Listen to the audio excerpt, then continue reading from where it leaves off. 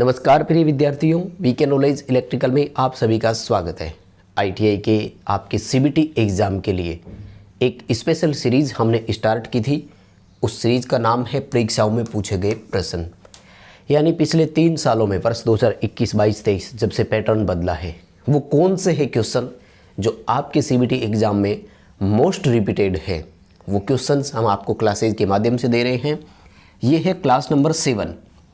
अगर आप इसी क्लास से हमारे साथ जुड़े हैं तो निवेदन रहेगा कि समय निकालकर बाकी 6 क्लास को भी ज़रूर अटेंड कर लेना। एक से एक बढ़कर वो क्वेश्चन बताए हैं जो सबसे ज़्यादा बार रिपीट हुए हैं, इसलिए क्लास नंबर 1, 2, 3 तो और ही इम्पोर्टेंट है, क्योंकि 1 नंबर क्लास में वो करवाया है जो क्वेश्चन अब तक 40-50 बार आ चुका है। अब धीरे धीरे स्लो डाउन होता जा रहा है, मतलब 3 बार आए तो उसको इस क्लास में ले रहे हैं, फिर 2 बार आए तो उसको उस क्लास में ले रहे हैं। सो टाइम निकाल कर जरूर देखना और चैनल को कर लीजिए अब इसे सब्सक्राइब। इलेक्ट्रीशियन फर्स्ट ईयर वालों की ये क्लासेज है, सेकेंड ईयर वालों की भी हम प्रोवाइड करवा चुके हैं। इन सभी को बहुत अच्छे से रट लीजिएगा, पेपर में ये क्वेश्चंस रिपीट होने की पूरी संभावना है। सो चैनल को अभी से कर लीजिए सब्सक्राइब। इस वीडियो के डिस्क्रिप्शन में दिया गया है लिंक, हमारा एंड्रॉयड ऐप डाउनलोड कीजिए। आपके आईटीआई फर्स्ट ईयर के फ्री टेस्ट वहाँ पर अवेलेबल है। अगर फ्री टेस्ट नहीं मिले तो यूट्यूब पर एक वीडियो देख लेना, how to attend free test VK knowledge electrical, तो आपको एक तरीका मिल जाएगा उस वीडियो में। ठीक है, ये वो क्वेश्चन है जो सीबीटी एग्ज़ाम में सबसे ज़्यादा बार रिपीट हुए हैं, तो इस सीरीज़ का ज़रूर फ़ायदा उठाइए। और हाँ, चैनल पर नए हो तो आपको बता दूं, आपके फर्स्ट ईयर के लिए टॉपिक वाइज स्पेशल 20 क्लासेज हमने आपको प्रोवाइड करवाई है। समय निकालकर उनको भी देखना। आईटीआई एग्ज़ाम 2024 नाम से चैनल पर प्लेलिस्ट बनी हुई है।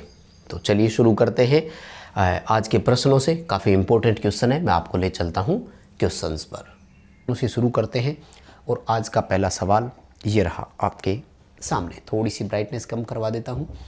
इस वीडियो के डिस्क्रिप्शन में लिंक दिया हुआ है, हमारा एंड्रॉयड ऐप डाउनलोड जरूर कीजिए। ऐप में आपके लिए फ्री टेस्ट अवेलेबल रहते हैं, आप उनको अटेंड कर सकेंगे। पहला सवाल देखो, हिंदी में क्वेश्चन अधूरा है, इंग्लिश में पूरा लिखा हुआ है। हिंदी में सवाल कह रहा है कि अग्नि का समन क्या है। दरअसल समूथरिंग शब्द को छोड़ दिया। समूथरिंग को हिंदी में बोलते हैं चिक्करण। पेपर में सवाल पूछा जाएगा कि आग समन का चिक्करण विधि क्या है। दरअसल आग को बुझाने की हमारे पास 3 विधियाँ होती है। सबसे पहला कूलिंग। कूलिंग होता है जल डालकर शीतलन के द्वारा ताप कम करना। दूसरा मेथड होता है हमारा समूथरिंग, जिसमें होता है ऑक्सीजन की सप्लाई काट करके आग बुझाना। और तीसरा होता है स्टार्विंग, जिसमें होता है कि उस आग वाले स्थान से ईंधन को हटा दिया जाए, क्योंकि 3 पदार्थों की संयुक्त क्रिया के कारण आग लगती है। कौन कौन से है वो 3? यही ईंधन, ऑक्सीजन और ऊष्मा। तो यहाँ पर हमें डी उत्तर करना है कि अग्नि के ऑक्सीजन की आपूर्ति से अलग करना या वहाँ पर ऑक्सीजन की सप्लाई को काट देना। ठीक है, इसमें बता देता हूँ एडिंग फ्यूल। एड करना तो आग में घी डालने वाली बात होगी। Removing the fuel from fire element, ये कहलाता है आपका स्टार्विंग। ठीक है ना, स्टार्विंग का शुद्ध हिंदी शब्द होता है भूख से मर जाना।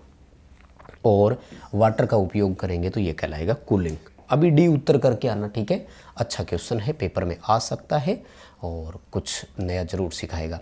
ये पॉलीफेज ऐसी सिस्टम में से है जहाँ 2 वाट मीटर वाली शक्ति मापने की विधियाँ होती है, वहाँ से क्वेश्चन पूछा जा रहा है। सवाल क्या करें, 3 फेज शक्ति मापन की 2 वाट मीटर विधि में दोनों वाट मीटर समान रीडिंग दिखाने पर परिपथ का पावर फैक्टर क्या होगा। दरअसल थोड़ा सा ये सवाल अधूरा है, मैं आपको बता दूं। समान रीडिंग, चलो खैर वैसे मान लेते हैं। समान रीडिंग का मतलब ये भी अच्छा है वैसे तो। समान रीडिंग का मतलब है कि दोनों की रीडिंग बराबर है और दोनों की रीडिंग एक जैसी है, यानी दोनों प्लस प्लस दे रहे हैं। हालांकि दोनों समान रीडिंग तो एक और सिचुएशन में भी देते हैं, लेकिन उस समय एक प्लस का होता है तो दूसरा माइनस का होता है। जब भार का पावर फैक्टर इकाई हो तो दोनों की रीडिंग एक समान होती है, यानी पॉजिटिव भी होती है और समान भी होती है। लेकिन जब भार का पावर फैक्टर 0 हो तो दोनों की रीडिंग तो समान होती है, लेकिन एक दूसरे के अपोजिट होती है। एक की पॉजिटिव होती है तो दूसरे की नेगेटिव होती है। अब यहाँ पर क्वेश्चन को वैसे तो अधूरा ही समझेंगे हम, लेकिन वैसे पूरा यूँ समझ सकते हैं। समान रीडिंग का मतलब हो गया दोनों प्लस की दें तो प्लस की हो, माइनस की दें तो माइनस की, और एक बराबर हो। तो फिर आपको बी ऑप्शन के साथ जाना है इस क्वेश्चन में। अभी फिलहाल समान शक्ति के लिए हमें इकाई पावर फैक्टर वाले ऑप्शन के साथ जाना है। ठीक है, वैसे तो जब 0 पावर फैक्टर हो तब भी दोनों समान रीडिंग देते हैं, हालांकि वो दोनों एक दूसरे के विपरीत रीडिंग होती है, एक प्लस की देता है तो एक माइनस की देता है। चलिए नेक्स्ट क्वेश्चन की बात करेंगे। क्या कह रहे हैं, 240 वोल्ट आरएमएस मान है, हमें इससे पीक वैल्यू निकालनी है। अधिकतम को इंग्लिश में मैक्सिमम वैल्यू भी बोल सकते हैं और मैक्सिमम नहीं कहें तो पीक वैल्यू बोल सकते हैं। इसके लिए बड़ा सिंपल फॉर्मूला होता है, आपको याद नहीं है तो मैं लिखवा देता हूँ। 0.707 इंटू VRMS होता है, यानी उस दिए गए RMS मान को हमें क्या करना है, 0.707 से मल्टीप्लाई करना है। 0.707 इंटू 240 कैलकुलेशन करके मिलान करना। सी ऑप्शन यहाँ पर आपका सही रहेगा। 339.5 वोल्ट आपका उत्तर होना चाहिए।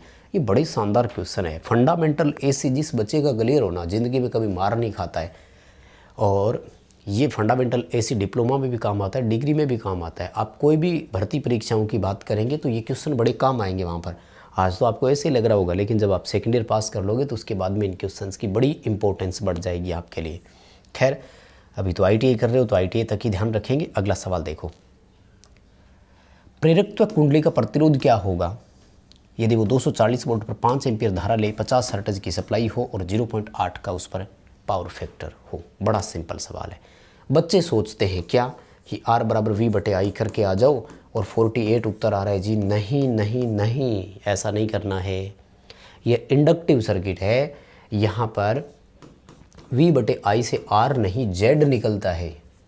क्या निकलता है माय डियर, Z निकलता है, और Z को हम इंग्लिश में बोलते हैं इम्पीडेंस। तो हम सबसे पहले V/I का इस्तेमाल करेंगे, एक संख्या प्राप्त करेंगे। आंसर आ रहा है 48, Z को बोलते हैं इम्पीडेंस। इम्पीडेंस आया 48 यानी 48 ओम। अब गुरुजी एक फॉर्मूला याद करेंगे, कौन सा, AC में पावर फैक्टर ज्ञात करने के लिए एक फॉर्मूला होता है R/Z। यहाँ से देखो पावर फैक्टर सवाल में दिया हुआ है 0.8, Z का मान हमने निकाल दिया 48। क्या करेंगे गुरुजी, R ज्ञात करना है तो कर देते हैं। ये लो R बराबर cos फाई इंटू इम्पीडेंस, यानी 48 इंटू 0.8। माई डियर आपका आंसर तो आएगा 38.4। कैलकुलेशन करके मिलान कर लेना। लेकिन निम्मी ने इसका आंसर दिया है 42.5। अब क्या करें, दुविधा में फंस गए, बिल्कुल दुविधा है। अब सुनो, निम्मी क्या करता है, या आपका जो ITI एग्ज़ाम जो होते हैं वो क्या करते हैं, निम्मी के उत्तर को सही मानते हैं, इसलिए आपको इसका आंसर B ही करके आना है। हालांकि सरासर गलत है, लेकिन अभी फ़िलहाल के लिए पास होना है, नंबर चाहिए तो गलत का साथ देना पड़ेगा। यानी क्या करना है आपको, 42.5 वाला ही ऑप्शन करिए ना। वैसे तो 38.4 वोल्ट इसका सही आंसर है। मैंने जो तरीका बताया आप भी कैलकुलेशन करके मिलान करना, ठीक है। अच्छे क्वेश्चन है, शानदार क्वेश्चन है, जानदार क्वेश्चन है। कंपटीशन एग्ज़ाम में ये बड़े काम आते हैं, लेकिन आप अभी सेकेंड ईयर तक पहुंचोगे उसके बाद की बात है। पराचुंबकीय पदार्थ कौन से होते हैं, डाया मैग्नेट पूछ रहे हैं। 3 तरह के होते हैं, फेरो, पेरा और डाया, ठीक है। पराचुंबकीय जो होता है इसमें आता है लकड़ी, सल्फर, बिस्मथ, हीरा, इस तरह के। निकिल जो है हम इसे फेरो में रखेंगे यानी लोहे चुंबक में। प्लेटिनम, मैग्नीज और सोडियम इनको हम रखेंगे पेरा में। अनुचुंबकीय बोलते हैं पेरा को हिंदी में, फेरो को हिंदी में लोहे चुंबकीय बोलते हैं, ठीक है। तो अभी तो आपका ए उत्तर सही होगा, वुड यानी लकड़ी करना है, ठीक है। शानदार क्वेश्चन है, आराम से पढ़ के जाना। और कब है आपका पेपर हमें ये कमेंट करके ज़रूर बताना। इस क्लास को अभी तक लाइक नहीं किया तो प्लीज़ लाइक वाला बटन दबाएं। एग्ज़ाम कब है ये बताना, ताकि उसी के अकॉर्डिंग आपको और मटेरियल प्रोवाइड करवा सके। सवाल देखो, एक कैपेसिटर की कैपेसिटी क्या होगी यदि वो 35 यानी 35 वोल्ट पर 0.5 कूलाम के आवेश की आवश्यकता महसूस करता हो। देखो कैपेसिटर में होता है Q बराबर CV। Q का मतलब कूलाम, C का मतलब कैपेसिटेंस, V का मतलब वोल्टेज। यहाँ क्या पूछ रहे हैं वो, कैपेसिटर की कैपेसिटी, तो C बराबर Q/V हो जाएगा। Q स्पष्ट दिया हुआ है, वो देखो कितना 0.5। V भी स्पष्ट दिया हुआ है, देखो कितना, ये रहा 35, ठीक है। इसको जब आप हल करके मिलान करेंगे तो आपका आंसर आएगा 0.014 फेराड, 0.014 फेराड। ये उत्तर कर देना। बताओ क्लास समझ में आ रही है कि नहीं। कंसेप्ट क्लियर हो रहे हैं कि नहीं। आंकड़ा बदल दे तो भी घबराएंगे थोड़ी, हालांकि चिंता मत करना, आपके तो अभी कुछ नहीं करेंगे, वो घबरा नहीं रहे, है ना। अभी ITI में आंकड़े चेंज नहीं करता है, सेम क्वेश्चन देगा, घबराना नहीं है। ओम प्रति डिग्री सेंटीग्रेड। अब भाई अगर आपको ये इकाई पता हो तो भी आंसर कर सकते हैं हम, कहीं कोई प्रॉब्लम तो थी नहीं।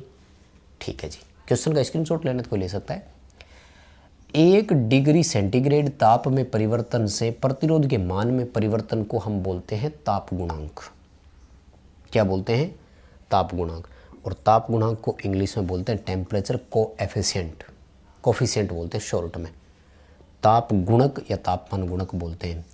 इसी से हम ये निर्धारित करते हैं कि वो जो पदार्थ है वो PTC है या NTC है, यानी नेगेटिव टेम्परेचर है उसका कोफिशिएंट या पॉजिटिव टेम्परेचर कोफिशिएंट है ना। बताओ आपको भी क्वेश्चन समझ में आ रहा है कि नहीं आ रहा है? शायद किसी को कोई समस्या नहीं है, D उत्तर करके आना, ताप गुणांक वाला एकदम सही उत्तर रहेगा जी। अगला सवाल क्या कह रहा है? विद्युत मात्रा का सूत्र क्या है? अब कुछ बच्चे पहचान नहीं पाते मात्रा किसे बोलते हैं। क्वांटिटी ऑफ इलेक्ट्रिसिटी नहीं पहचान पाए, ब्रैकेट में एक आसान सा काम कर दिया उसने, क्या लिख दिया माय डियर? Q लिख दिया, और Q बराबर होता है IT। क्या होता है? IT।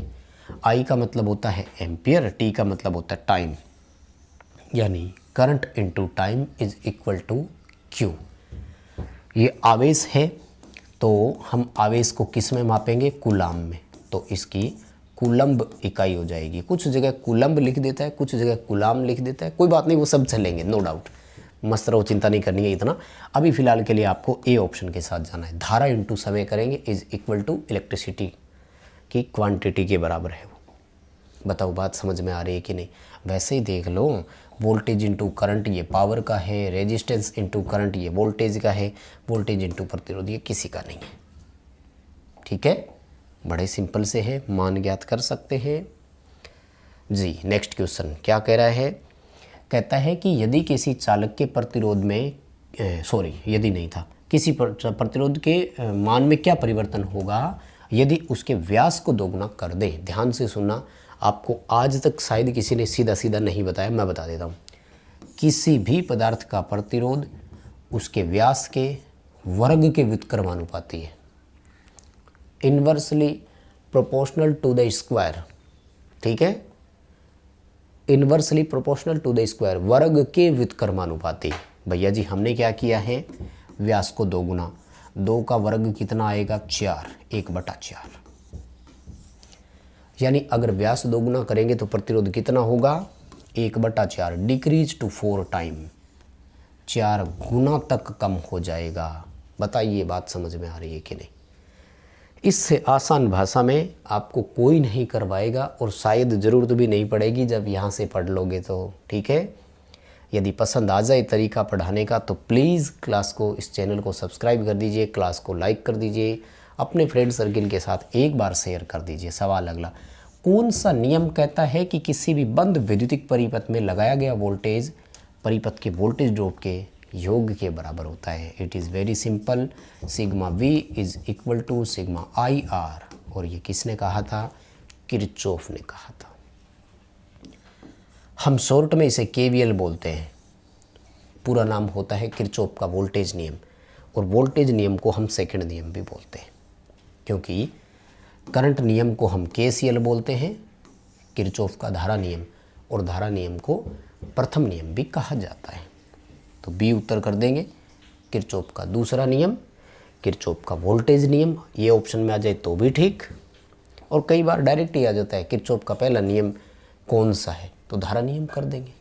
और क्या, इससे आसान और सिंपल चीज़ें तो कहीं है ही नहीं हमारे पास।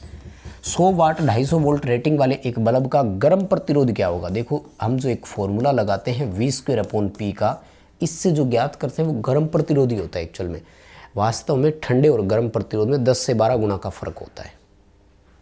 एक हीटिंग एलिमेंट का या फिलामेंट का जो गर्म प्रतिरोध होता है वो ठंडे प्रतिरोध का 10 से 12 गुना होता है।